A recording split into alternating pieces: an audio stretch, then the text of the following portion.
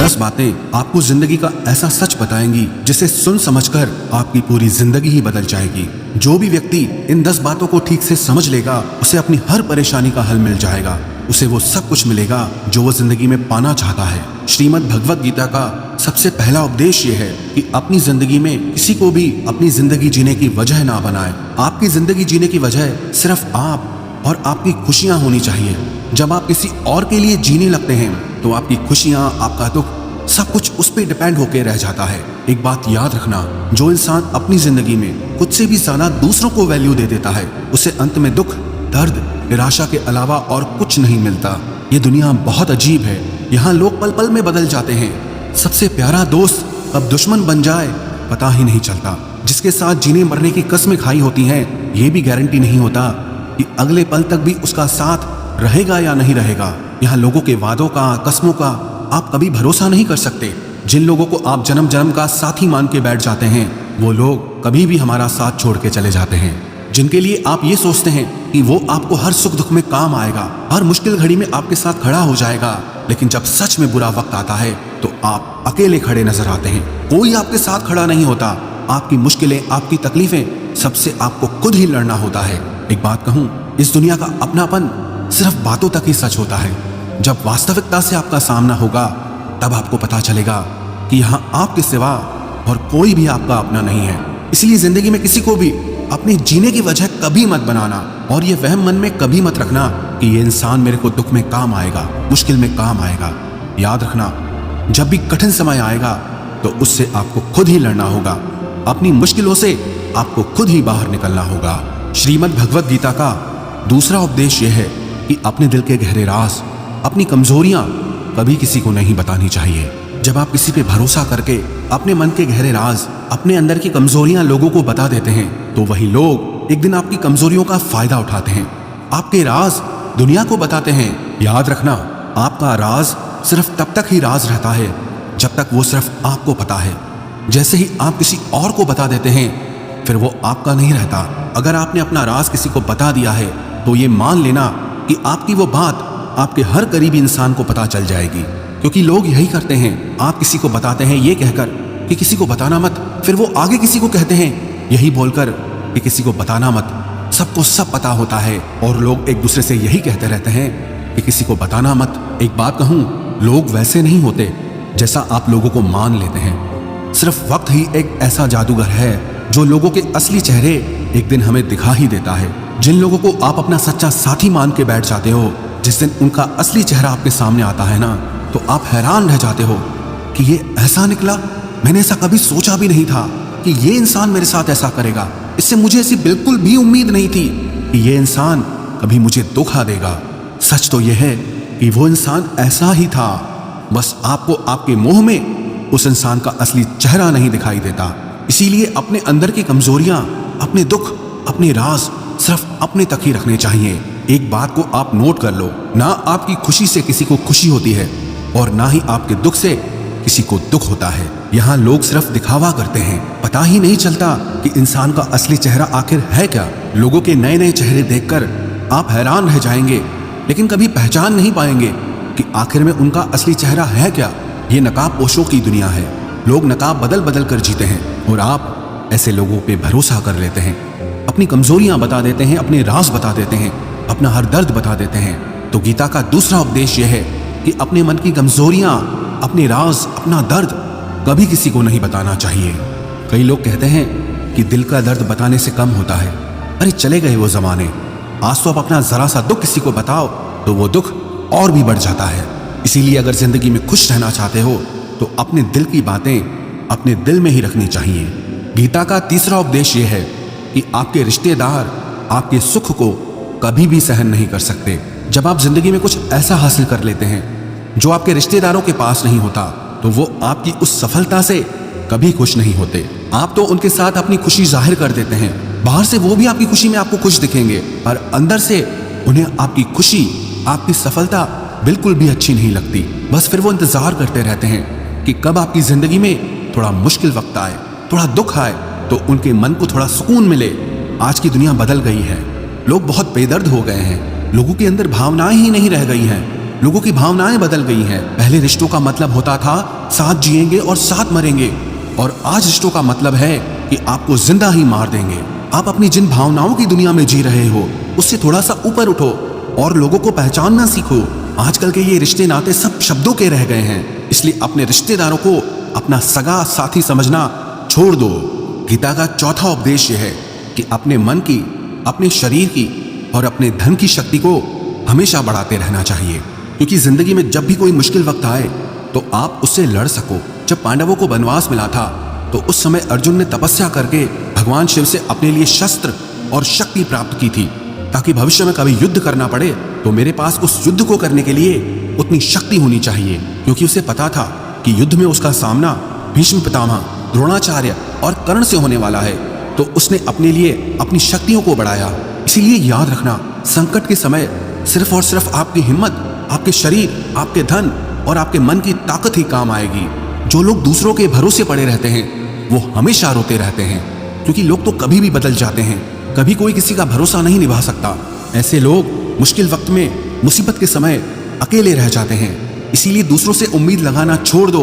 आप अपने शरीर की, अपने धन की और अपने मन की शक्ति को हर दिन बढ़ाते रहिए, ताकि जिंदगी में कैसा भी वक्त आए आप उसे आसानी से पार कर जाएं। गीता का पांचवा उपदेश यह है कि दुष्ट इंसान को कभी दूसरा मौका नहीं देना चाहिए, चाहे वो आपका कितना ही सगा क्यों ना हो, कितना ही करीबी क्यों ना हो। युधिष्ठिर ने दुर्योधन की गलतियों के लिए उसे बार बार माफ किया, उसे बार बार मौका दिया कि जैसा भी है तो मेरा भाई, लेकिन दुर्योधन ने उसे बार बार नुकसान पहुंचाया। पांडवों को धोखे से मारने की कोशिश की, धोखे से उसका सारा राज्य हड़प कर लिया, पांडवों को वनवास में भेज दिया। अगर युधिष्ठिर ने उस दुष्ट दुर्योधन पे इतनी दया नहीं दिखाई होती तो उनको इतने बुरे वक्त का सामना नहीं करना पड़ता। इसीलिए अगर किसी दुष्ट इंसान को, जो आपको एक बार चोट पहुंचा चुका है, और अगर आप उसे दूसरा मौका दे रहे हैं तो ये उसकी नहीं, आपकी गलती मानी जाएगी। उसका जो भी परिणाम निकलेगा उसका पूरा दोष सिर्फ आपका है, उसका नहीं। जब कोई एक बार आपको अपनी औकात दिखा दे, अपनी फितरत दिखा दे, अपना असली चेहरा दिखा दे, तो उस पर दोबारा कभी भरोसा नहीं करना चाहिए। वो कहते हैं ना, once is a cheater always a cheater. जो आपको एक बार धोखा दे चुका है तो धोखा देना उसकी गलती नहीं, उसका स्वभाव बन चुका है। इसलिए दुष्ट इंसान को दोबारा मौका कभी नहीं देना चाहिए। गीता का छठा उपदेश यह है कि आज के ज़माने में किसी को भी उसकी भलाई की सलाह मत दो, क्योंकि आज भलाई की सलाह सबको चुभ जाती है। लोग आपको अपना हितैषी नहीं मानेंगे, बल्कि आपको नापसंद करने लगेंगे, क्योंकि कोई भी इंसान अपनी बुराई, अपनी कमी को सुन नहीं पाता है। आप तो लोगों की भलाई के लिए उन्हें सलाह देने लग जाते हैं। एक तो आज के युग में जब तक पूछा ना जाए किसी को भी सलाह नहीं देनी चाहिए। इस कलयुग में सब आधी खोपड़ी के लोग हैं, उन्हें कुछ समझ नहीं आता कि क्या सही है क्या गलत है। बस जो मन को अच्छा लगे वही सही है, बस जो मन को बुरा लगे वही गलत है। इसीलिए लोगों को सुधारने की कोशिश मत करो, करने दो लोगों को गलती। खुद गलती करेंगे, खुद ठोकर खाएंगे और खुद उन्हें अकल आएगी। आपकी भलाई इसी में है। जो जैसा कर रहा है या करना चाहता है उसे रोक टोक मत करो, उसे करने दो। जिंदगी उसे अपने आप सबक सिखाएगी। आप क्यों बुरे बनते हो? आप सिर्फ अपनी भलाई और बुराई के जिम्मेदार हैं, लोगों के नहीं। इसलिए अगर इस दुनिया में खुश रहना है ना, तो लोगों को उनके हाल पे ही छोड़ दो। गीता का सातवां उपदेश यह है कि आलसी स्वभाव का त्याग कर देना चाहिए। जब आप किसी काम को बाद पे टालते हैं तो आप उस काम को कभी नहीं करते।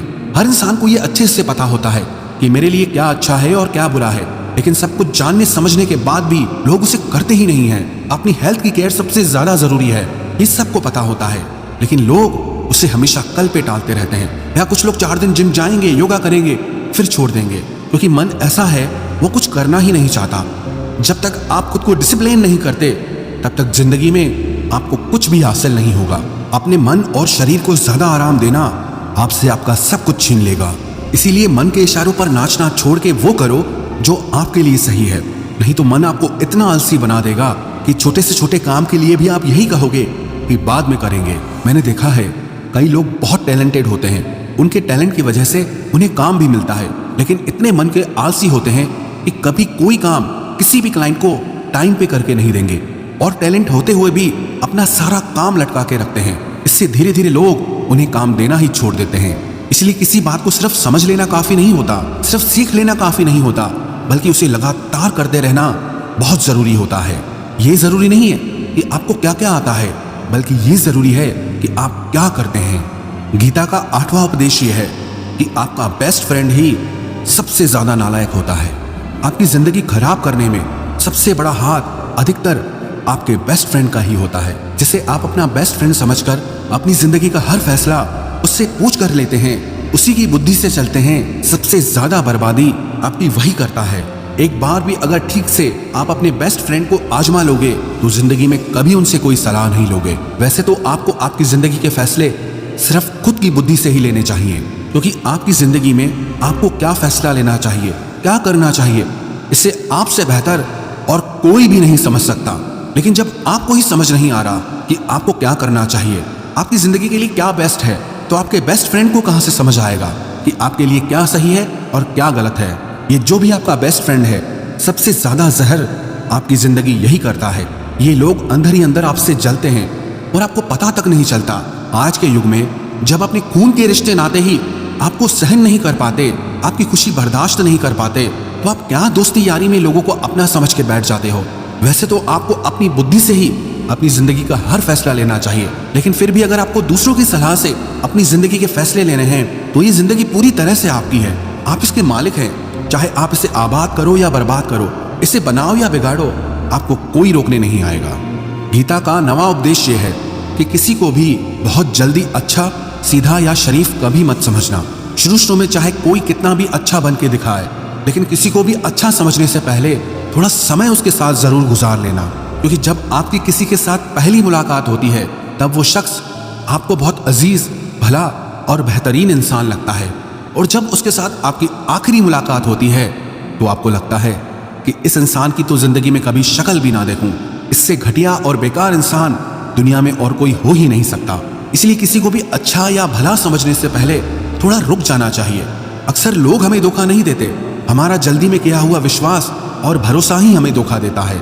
इसलिए किसी को भी भला समझने से पहले, किसी पे भी भरोसा करने से पहले थोड़ा रुक जाना चाहिए। गीता का 10वां उपदेश यह है कि अपने आप को ऐसा कभी मत बनाना कि कोई भी आके आपका दिल दुखा के चला जाए, कोई भी आके आपको हर्ट करके चला जाए, बल्कि अपने आप को इतना मेंटली स्ट्रांग बनाओ कि लोगों की बातें, उनकी थॉट्स, उनके इमोशंस आपको इफेक्ट ही ना करें। जिस दिन लोगों की बातें आपको असर करना छोड़ दें, उस दिन समझ जाना कि आप एक मैच्योर इंसान बन चुके हैं। जिस इंसान को अपने बारे में सब कुछ अच्छे से पता होता है, उसे कोई फर्क नहीं पड़ता कि लोग उसे क्या समझते हैं या लोग उसके बारे में क्या कहते हैं। लोगों की बातों का असर सिर्फ उसी इंसान को होता है जिसने आज तक अपने को पहचाना ही नहीं, जिससे अपने बारे में कुछ पता ही नहीं है। इसीलिए खुद को ऐसा मत बनाओ कि कोई भी आके आपका दिल दुखा जाए, कोई भी आके आपके दिल के साथ खेल जाए, बल्कि अपने आप को इतना स्ट्रांग बना लो कि चाहे लोग आपके साथ कैसा भी व्यवहार करें, लेकिन आप अंदर से हमेशा आनंद में रहें।